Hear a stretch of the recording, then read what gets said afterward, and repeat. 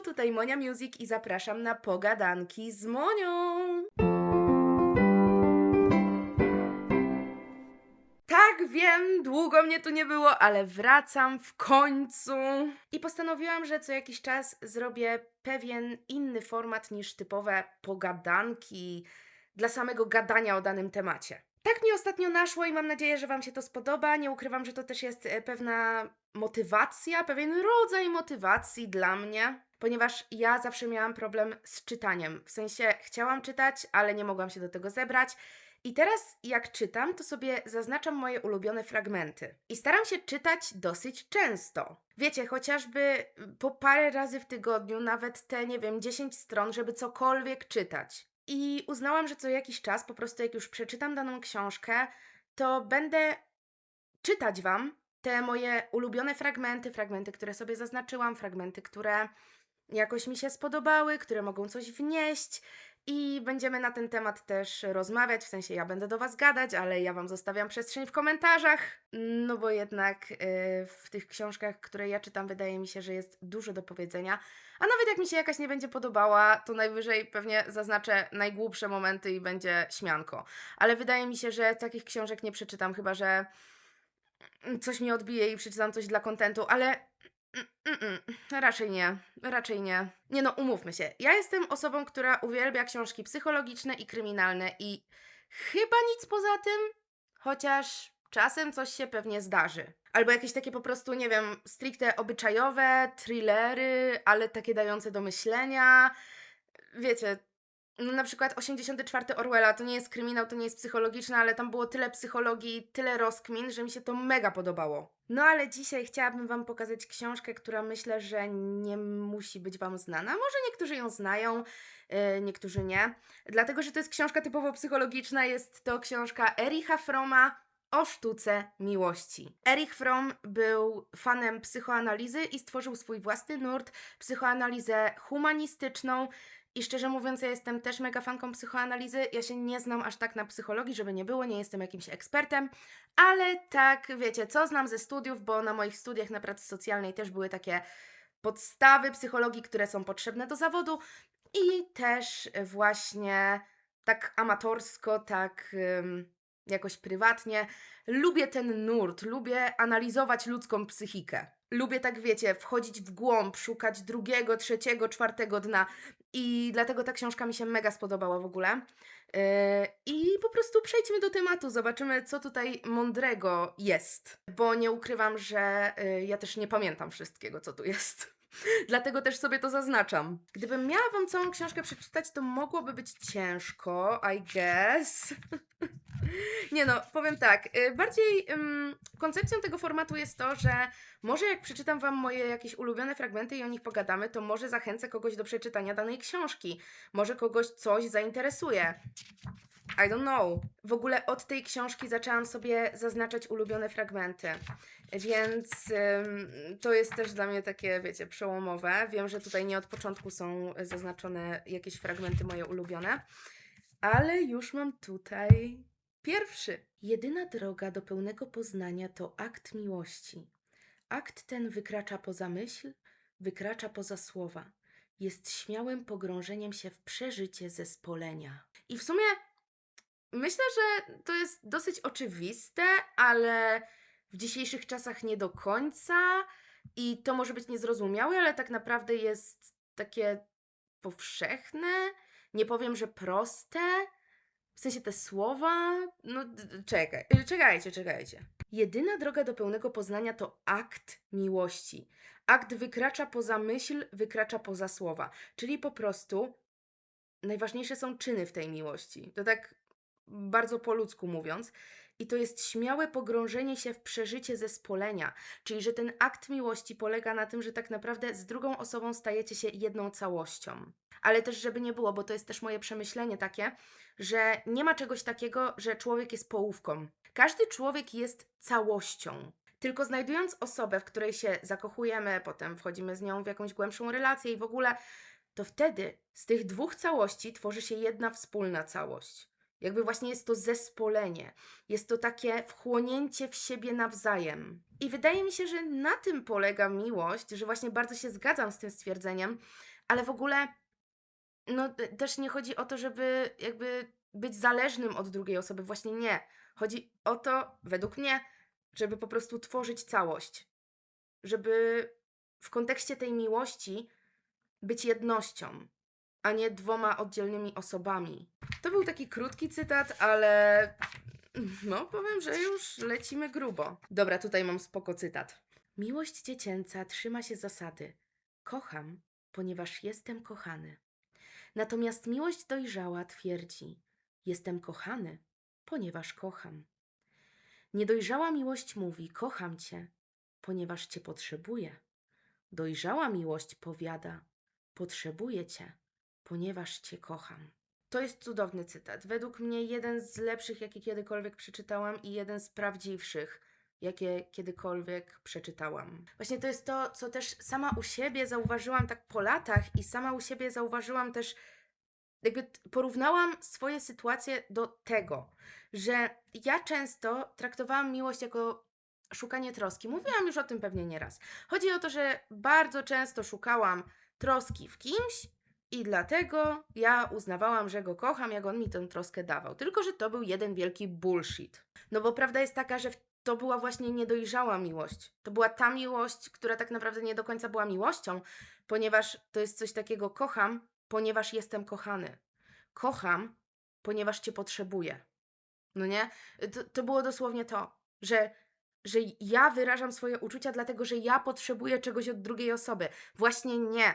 Najpierw ja wychodzę z tego założenia, możecie się nie zgadzać, ale ja wychodzę z tego założenia, że żeby coś komuś dać, najpierw trzeba w sobie mieć, więc nie można mieć czegoś w stylu dać miłość w momencie, w którym samemu się tej miłości nie ma, tylko się jej oczekuje. No jakby to jest bullshit. Dla mnie to jest bullshit. To jest osobiście bullshit.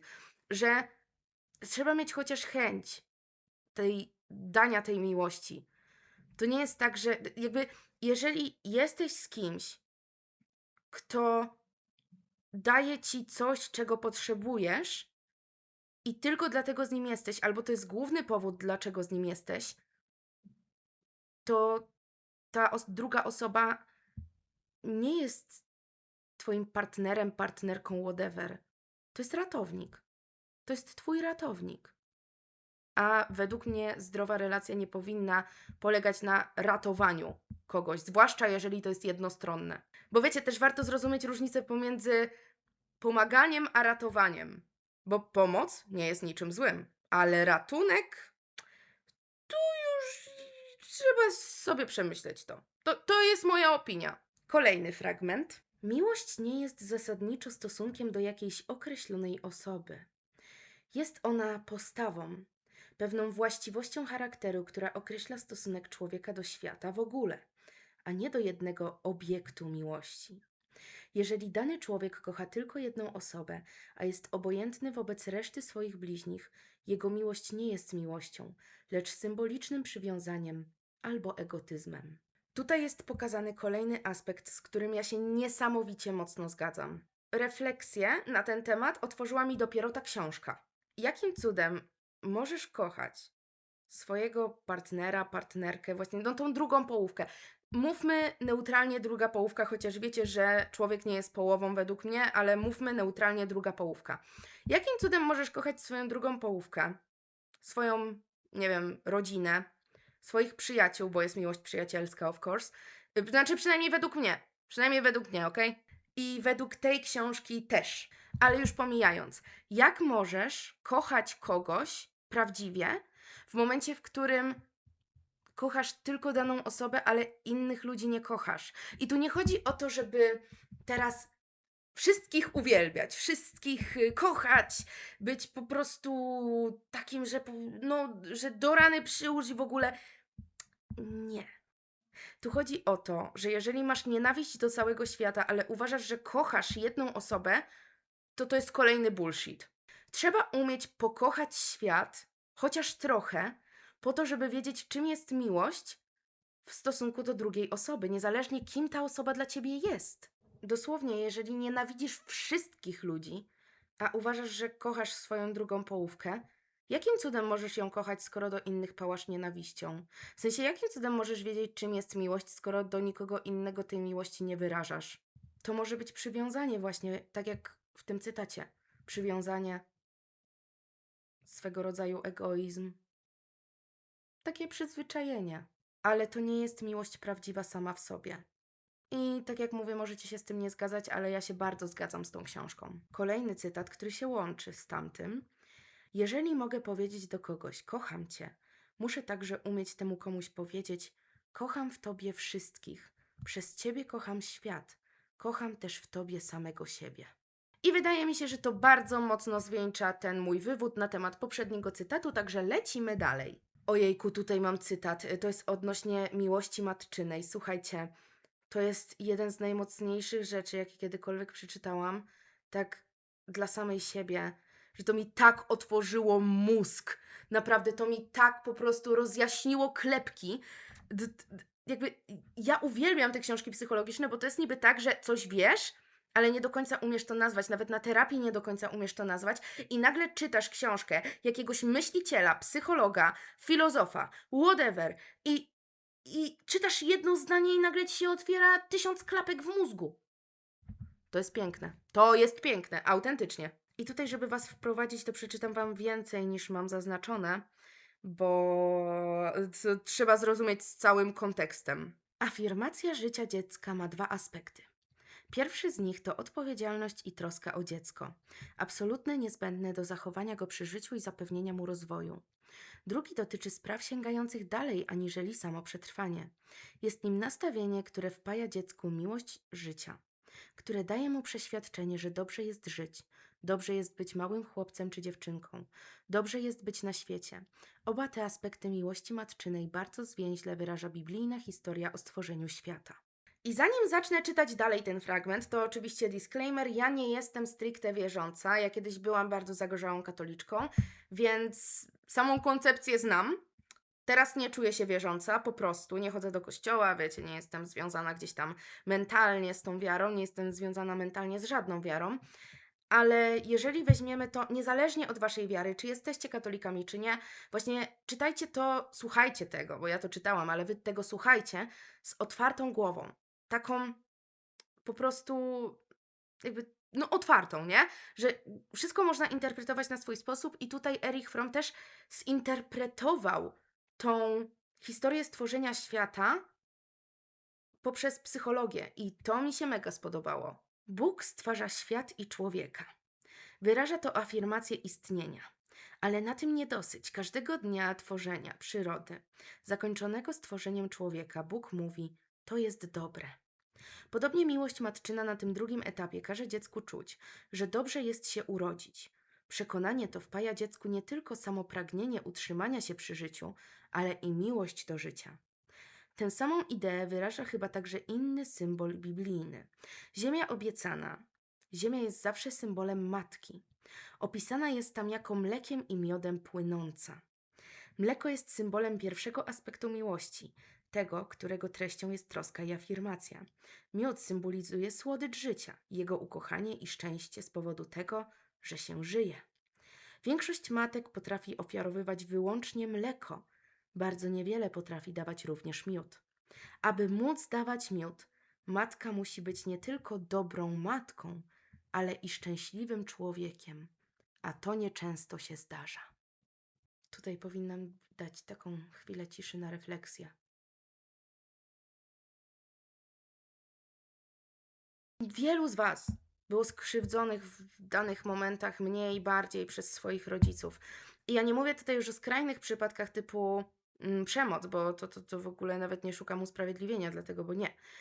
Ale można tutaj znaleźć uzasadnienie, a zresztą w każdym przypadku można znaleźć uzasadnienie, ale nie szuka się usprawiedliwienia, jeżeli ktoś kogoś skrzywdził. Jakby to jest różnica też. Ten cytat, ten fragment bardzo dobrze uzasadnia właśnie to, że pewnie rodzice nas nieraz skrzywdzili, ale wydaje mi się, że w ogóle, umówmy się, w ogóle co jest najlepsze w tym wszystkim, ta książka jest z XX wieku.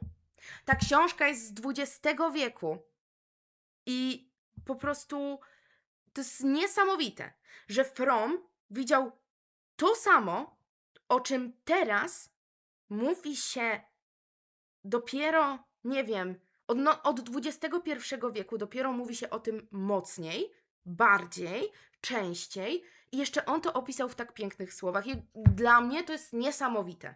Słuchajcie, to nie jest tak, że nawet jeżeli was rodzice skrzywdzili, czy ktokolwiek na przykład z rodziny, no ale tutaj skupmy się na rodzicach, bo tutaj jest opisana ta matka, myślę, że ojciec tutaj też wchodzi w grę. Nawet jeżeli was skrzywdził ktoś nieraz, nie szukam dla tego usprawiedliwienia i nigdy nie będę.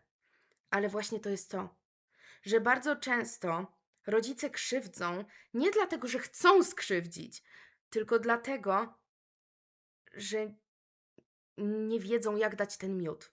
Oni wiedzą, co zrobić, żeby dziecko przetrwało, żeby dziecko żyło, żeby dziecko po prostu z dnia na dzień egzystowało, miało co jeść, miało gdzie spać. Wiecie, żeby po prostu przetrwało, ten instynkt przetrwania, no nie? Taki typowo, powiedzmy, zwierzęcy.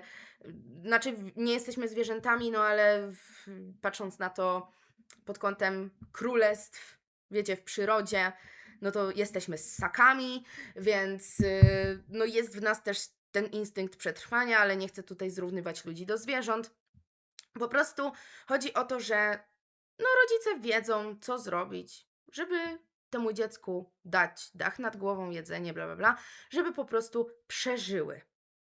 Ale nie są w stanie dać tej radości życia. Nie są w stanie dać tej słodyczy życia. Nie są w stanie dać tego pozytywnego nastawienia do życia, dlatego że sami go nie mieli. I tak naprawdę dopiero teraz się o tym mówi, dopiero teraz ludzie chodzą na terapię, bo nasi rodzice nie potrafili dać miodu. Wiecie, ja tak uważam, ja też, tak jak mówię, swoje z rodzicami przeszłam i teraz jest lepiej między mną a rodzicami, tylko dlatego, że ja poszłam na terapię.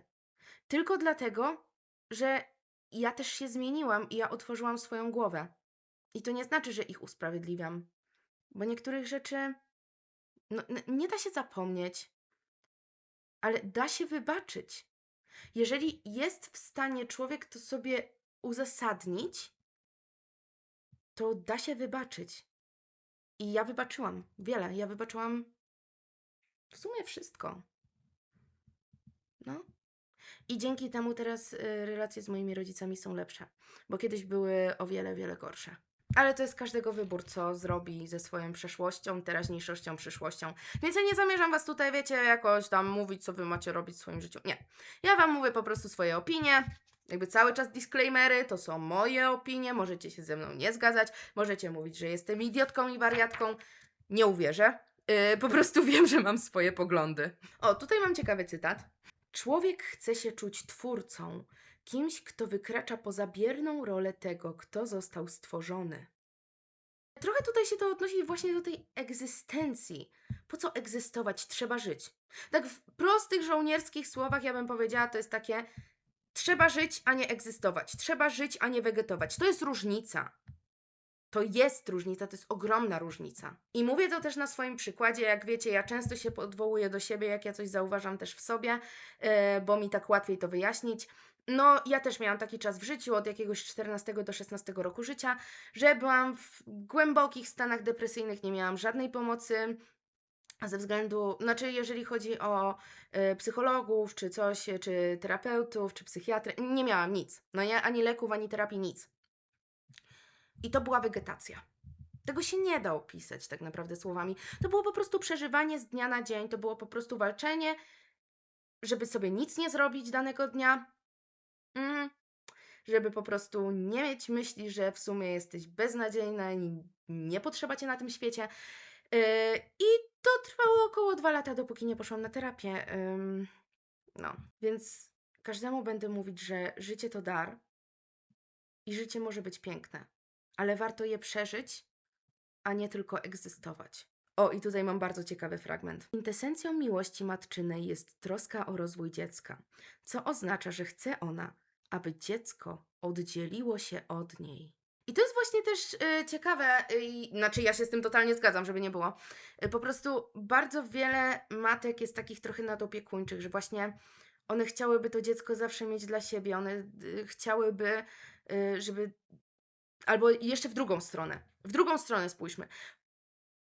Dzieci, w sensie matki, które mówią, że a niech to dziecko się już wyprowadzi, a niech to dziecko już pójdzie na swoje, a niech to dziecko już zacznie sobie radzić. One są postrzegane jako wyrodne matki, które nie chcą dobrze dla swoich dzieci i nie chcą im pomóc. To jest bardzo duży przeskok myślowy i według mnie dosyć głupi przeskok myślowy. Ponieważ matki, które chcą, żeby ich dzieci poszły na swoje, bardzo często, nie mówię, że zawsze, bo niektóre może po prostu chcą wykopać dziecko z domu, no to wtedy to nie jest dobre, tak? Że po prostu będą miały spokój. No nie, no nie.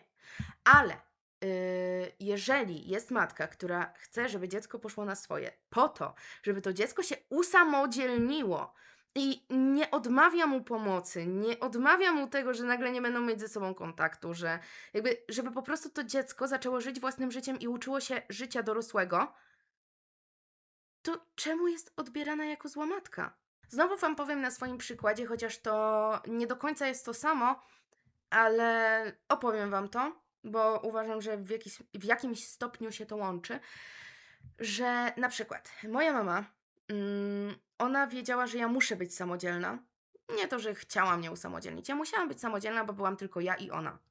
I ona nie miała mnie z kim zostawić. I ja miałam 7-8 lat, sama chodziłam do szkoły. Nie miałam daleko, ale sama chodziłam do szkoły. Potem sama chodziłam na zajęcia dodatkowe. Sama. Bo moja mama nie miała jak wyjść z pracy, żeby mnie zawieźć.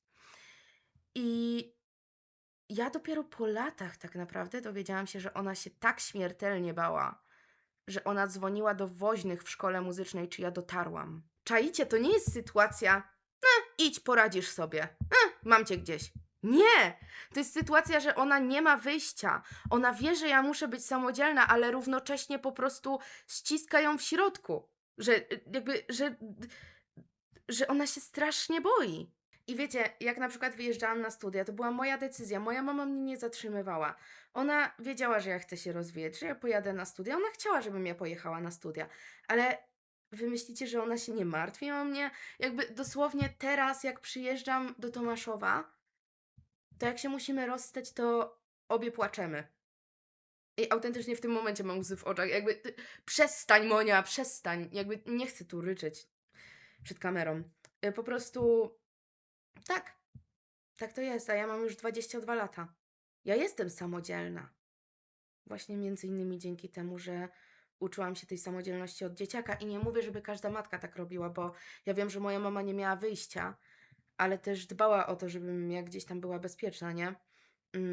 Po prostu, jeżeli matka chce zawładnąć dziecko dla siebie i po to je rodzi, żeby ono było dla niej, po to je rodzi, żeby było jakby jej oczkiem w głowie, jej w sensie takim, że no tylko ona, że to jest jakby, że traktuje go trochę jako swoją własność i nie chce go wypuścić ze swoich rąk, to według mnie to nie jest prawdziwe macierzyństwo, tylko egoizm. Według mnie tak. Bo w sumie nadopiekuńczość, o której wspomniałam wcześniej, to jest jeszcze inna kwestia. Bo może być matka, która chce, żeby dziecko było samodzielne, ale być tak nadopiekuńcza, że po prostu też je w jakiś sposób zawładnąć. To jest tak złożony temat. Ja nie jestem ekspertem od psychologii, więc no, może lepiej już nie będę się wgłębiać w ten temat. Po prostu ja zostawiam Wam przestrzeń w komentarzach na dyskusję. Kolejny cytat. Ponieważ większość ludzi łączy pożądanie seksualne z pojęciem miłości, łatwo dochodzą do błędnego mniemania, że się kochają, kiedy pożądają się fizycznie. Czy ja muszę coś tutaj dodawać? Jeżeli Fromm to napisał w XX wieku, to dzisiejsze czasy są jeszcze gorsze. Jakby ja i tak uważam, że po prostu świat schodzi na psy, ale w sumie to znaczy, dobra, żeby nie było. Ja kocham życie i ogólnie, ale uważam, że świat jest trochę powalony, no i rzeczywiście to pożądanie seksualne coraz bardziej, coraz mocniej z każdym rokiem jest po prostu postrzegane jako fundament czegokolwiek w relacji z drugim człowiekiem, co jest dla mnie nienormalne, bo to jest u mnie jakoś w systemie wartości na totalnie dalszym planie, że najważniejsze jest właśnie to mentalne połączenie się i jakby nie wiem, może ja jestem dziwna, może ja się nie nadaję do tego świata, I don't know. Kolejny fragment. Miłość erotyczna jest wyłączna, lecz kocha ona w drugim człowieku całą ludzkość, wszystko co żywe. Jest wyłączna jedynie w tym sensie, że pozwala zespolić się w pełni i mocno tylko z jednym człowiekiem.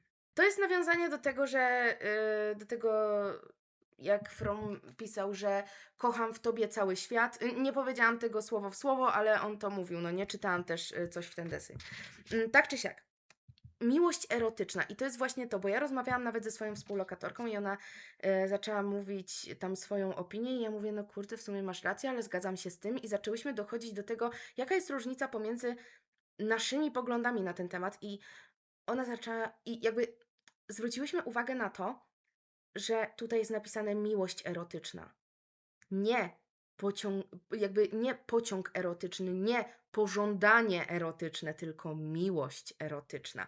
I to słowo miłość tutaj bardzo dużo zmienia. Bo jeżeli, według poprzedniego cytatu, łączy się samo pożądanie seksualne z miłością, no to nie do końca jest miłość, to jest pożądanie seksualne, ale miłość erotyczna istnieje, tak jak jest miłość, wiecie, romantyczna, miłość przyjacielska, miłość rodzinna, wiecie, matczyna, ojcowska, whatever, to też jest miłość erotyczna. Tylko wiecie, miłość erotyczna nie polega na tym, że no, chodźmy do łóżka, no wiesz, będziemy się bawić.